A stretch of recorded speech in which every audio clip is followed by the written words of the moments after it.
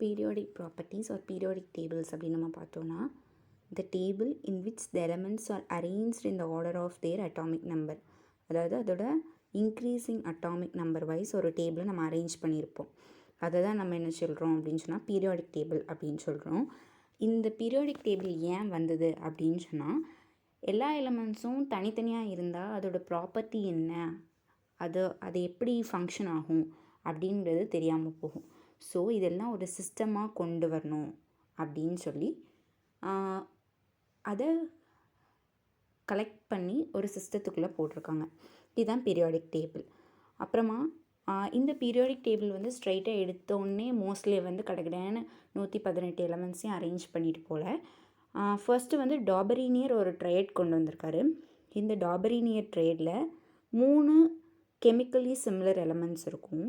அந்த 3 chemically similar எலமெண்ட்ஸில் நடுஸில் உள்ள element வந்து, அதாவது the middle element is an average of the other 2 elements. மற்ற 2 எலமெண்ட்டுக்கும் ஒரு ஆவரேஜ் தான் அந்த மிடில் எலமெண்ட் இருக்க போகுது. இப்படி சொன்னவர் வந்து ட்ரையட் இன் 1829.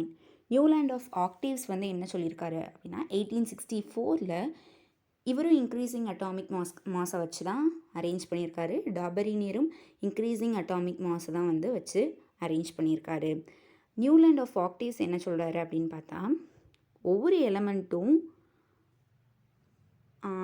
ஒவ்வொரு 8th எலமெண்ட்டும் சிமிலர் ப்ராப்பர்ட்டிஸாக இருக்கும் டு த ஃபர்ஸ்ட் எலமெண்ட் அப்படின்னு சொல்லியிருக்காரு. இதுக்கப்புறம் தான் மெண்டலீவும் மோஸ்லிவும் வந்தாங்க. மெண்டலீவ், மோஸ்லி, லூதர் மேயர் வந்திருப்பாங்க. ஸோ மெண்டலீவுக்கு முன்னாடி லூதர் மேயர் வந்து ஒரு கிராஃப் ப்ளாட் பண்ணார். அட்டாமிக் மாஸ்க்கும் அட்டாமிக் வால்யூம்க்கும் ஒரு கிராஃப் ப்ளாட் பண்ணும்போது அவருக்கு ஒரு கர்வ் கிடச்சிது. எதெல்லாம் சிமிலர் ப்ராப்பர்ட்டிஸில் இருக்கோ அதெல்லாம் சேம் பொசிஷனில் இருக்கும் அப்படின்னு அந்த கிராஃப் வச்சு அவருக்கு தெரிஞ்சுது. எதுக்கெல்லாம் சிமிலர் ப்ராப்பர்ட்டிஸ் இருக்கோ அதெல்லாம் சேம் பொசிஷனில் இருக்கும். ஸோ இப்படி ஒரு லீனியர் கர்வ் கிடைக்கும்போது அவருக்கு வந்து அல்கலி மெட்டல்ஸ் வந்து மேலே இருக்கும். அந்த கர்வோட மேலே டாப் பொசிஷனில் அல்கலிலையும், டிசெண்டிங்கில் வந்து அல்கலைன் எர்த் மெட்டல்லையும், அசெண்டிங்கில் வந்து ஹாலஜன்ஸும் நோபல் கேஸும் இருக்குது அப்படின்னு வந்து லூதர் மேயர் சொல்லியிருக்காரு. இதுக்கப்புறம் தான் மெண்டலீஃப் வந்து என்ன பண்ணார் அப்படின்னா, the properties of the elements are the periodic function of their atomic masses அப்படின்னு மெண்டலீஃப் சொன்னார். அப்போது இருந்த 63 எலிமெண்ட்ஸ் வச்சு அவர் அரேஞ்ச் பண்ணிவிட்டு அது குரூப் பண்ணிவிட்டு அவர் போயிட்டார். அதுக்கப்புறம் மோஸ்ட்லி என்ன சொல்கிறாருன்னா, த ப்ராப்பர்ட்டிஸ், ஒவ்வொரு எலிமெண்டோட ப்ராப்பர்ட்டிஸும் அதோட அட்டாமிக் நம்பர் தான், அட்டாமிக் மாஸ் கிடையாது அப்படின்னு சொல்லும்போது, the properties of the elements are periodic function of their atomic numbers. The chemical, அப்போ ஒரு கெமிக்கல் ப்ராப்பர்ட்டியோ இல்லைனா ஒரு ஃபிசிக்கல் ப்ராப்பர்ட்டியோ அதோட எலக்ட்ரானிக் கான்ஃபிகரேஷனுக்கோ இல்லைனா அந்த எலக்ட்ரான் இந்த அவுட்டர் மோஸ்ட் ஷெல்லுக்கோ டேரெக்டாக ரிலேட் ஆகிருக்கு அப்படின்னு சொல்கிறாங்க. குரூப் ஒரு பீரியாடிக் டேபிளில் வெர்டிக்கலாக காலமாக இருக்கும். அந்த வெர்டிக்கல் காலம் ஃபுல்லாக நம்ம குரூப் அப்படின்னு சொல்லுவோம். பீரியடாக இருக்கும். ஸோ அந்த பீரியட் வந்து ஹரிசாண்டல் ரோஸ். மொத்தமாக நம்மளுக்கு எத்தனை குரூப் இருக்குன்னா 1 to 18 குரூப் இருக்கும். பீரியட் எவ்வளோ இருக்கும் அப்படின்னு சொன்னால் 7 பீரியட்ஸ் இருக்கும். ஸோ ஃபர்ஸ்ட் பீரியடில் 2 எலிமெண்ட்ஸ் இருக்கும், ஹைட்ரஜன் அண்ட் ஹீலியம். செகண்ட் பீரியடில் 8 எலிமெண்ட்ஸ், தேர்ட் பீரியடில் 8 எலிமெண்ட்ஸ். இந்த ரெண்டையும் நம்ம short period or typical elements அப்படின்னு சொல்லுவோம். 4வது 5வது பீரியடில் வந்து 18 எலிமெண்ட்ஸ் இருக்கும், அதை நம்ம லாங் பீரியட்ஸ்னு சொல்லுவோம். 6th பீரியடில் வந்து 32 எலிமெண்ட்ஸ் இருக்கும். 7th இன்னும் இன்கம்ப்ளீட்டாக தான் இருக்குது. லாங் பீரியட்ஸில் எந்த எலிமெண்ட்ஸ்லாம் டிப்பிக்கல் எலிமெண்ட்ஸ், அதாவது 2 and 3 அதை ரிசம்பிள் பண்ணுதோ அதை நம்ம நார்மல் எலிமெண்ட்ஸ்னு சொல்லுவோம். மற்ற எல்லாத்தையும் நம்ம டிரான்சிஷன் அண்ட் இன்டர் டிரான்சிஷன் எலிமெண்ட்ஸ்னு சொல்லுவோம். இப்போது first group, second group. Active metals first குரூப்பும் செகண்ட் குரூப்பும் எஸ் பிளாக்குன்னு சொல்லுவோம். அது எல்லாமே ஆக்டிவ் மெட்டல்ஸ்.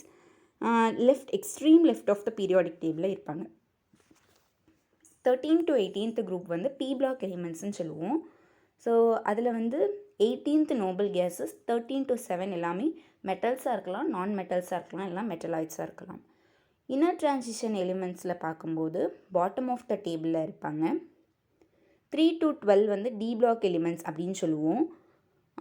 இது வந்து SNPக்கு நடுவில் இருக்கிறதுனால இந்த transition elements are D block elements.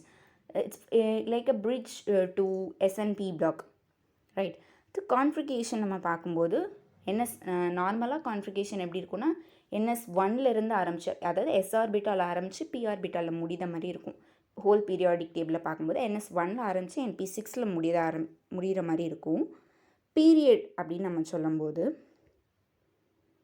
Level of element, அதாவது பிரின்சிபல் குவாண்டம் நம்பரை வச்சு அந்த பீரியட்லாம் நம்ம சொல்லியிருப்போம். எந்த லெவல் ஆஃப் எந்த எலக்ட்ரானிக் லெவலில் அது இருக்குது அப்படின்னு சொல்கிறது தான் பீரியட். பீரியடுங்கிறது என்னதுன்னா எந்த எலக்ட்ரானிக் லெவலில் அது இருக்குது. இப்போது 3D சீரீஸ்னால் n வந்து உனக்கு 4ஆக இருக்கும்போது தான் 3D சீரீஸ்ன்னு நம்ம சொல்ல முடியும். So 4th period 3D series அங்கே தான் ஆரம்பிக்கும். 4th பீரியடில் தான் 3D சீரீஸ் ஆரம்பிக்கும். ஸோ லெவல் ஆஃப் எலிமெண்ட் இல்லைன்னா பிரின்சிபல் குவாண்டம் நம்பரை அந்த 3D 4D 5D அப்படின்னு நம்ம பிரின்சிபல் குவாண்டம் நம்பரை வச்சு சொல்கிறது தான் பீரியட். அந்த இடத்துல தான் நமக்கு பீரியட் தேவைப்படும். Each group has similar properties and similar குரூப்ஸ்லாம் நம்ம எப்படி அரேஞ்ச் பண்ணியிருப்போம்னா similar properties and similar electronic configuration இருக்கிறது தான் நம்ம ஒரே குரூப்பில் கொண்டு வந்திருப்போம். ஃபார் எக்ஸாம்பிள் போரான் ஃபேமிலினா போரான்குள்ள ப்ராப்பர்ட்டிஸ்லாம் அதில் இருக்கும். ஸோ அதுதான் நம்ம வந்து இந்த போரான் ஃபேமிலியில் அரேஞ்ச் பண்ணியிருப்போம். இதை தான் நம்ம பீரியாடிசிட்டி ஆஃப் ப்ராப்பர்ட்டிஸ்லேயும் படிக்கிற மாதிரி இருக்கும். இதை நம்ம ஹோல் பீரியாடிக் டேபிளையும் எப்படி நம்ம கிளாஸிஃபை பண்ணியிருப்போம் அப்படின்னு சொன்னால் SPDF. S பிளாக் அப்படின்னு பார்க்கும்போது லாஸ்ட் எலக்ட்ரான் எங்கே என்ட்ரு ஆகும் அப்படின்னு சொன்னால் S சப்ஷெல்லில் என்ட்ரு ஆகும். Of the outermost shell இதான் மெயின். இதோட ஜென்ரல் எலக்ட்ரானிக் கான்ஃபிகரேஷன் பார்க்கும்போது NS1 to 2 இருக்கலாம். இதில் என்னங்கிறது principal quantum number. S block எலிமெண்ட்ஸ்லாம் மெயினாக எப்படி இருக்கும்னா சாஃப்ட் மெட்டலாக இருக்கலாம், கம்மியான அயனைசேஷன் எனர்ஜி இருக்கும், low melting and boiling point, they have larger size, they have the oxidation state +1 and +2, mainly form basic oxide. Since they are metals, they form basic oxides except beryllium oxide. Which is amphoteric in nature, all form basic oxide since they are metals. Since metals have basic character, they are mostly electropositive elements. They are good reducing agent, form ionic compounds. Now P block elements, last electron enter the P subshell of the outermost shell. So their general electronic configuration is NS to NP6. They have high ionization energy, but in case of S block they have low ionization energy. In case of P block they have high ionization energy. They include metalloids and non-metals, form acidic oxide. Since it includes non-metal also, so most of them are acidic oxides. Non-metallic character increases from left to right in a period.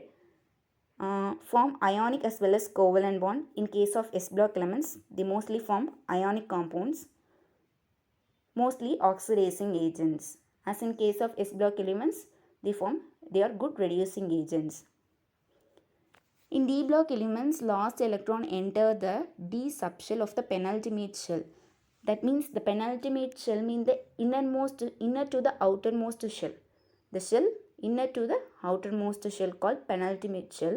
The general electronic configuration is N-1 D1 to 10 N1 to NS1 to 2. They have high melting and boiling point. As in case of but in case of S block elements they have low melting and boiling point. D block elements have high melting and boiling point. The main characteristic properties of D block elements are variable oxidation state, catalytic property, colored compounds due to DD transition, paramagnetic, show catalytic property, form alloys.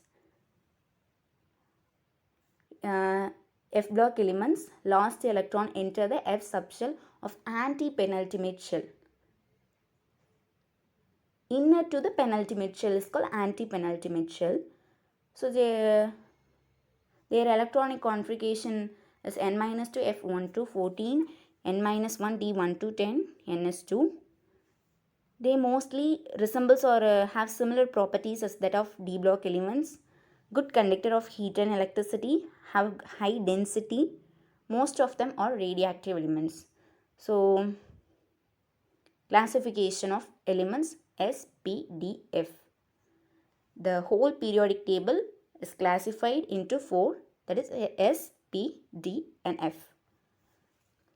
Representative elements. Both S and P block elements are collectively called as representative elements.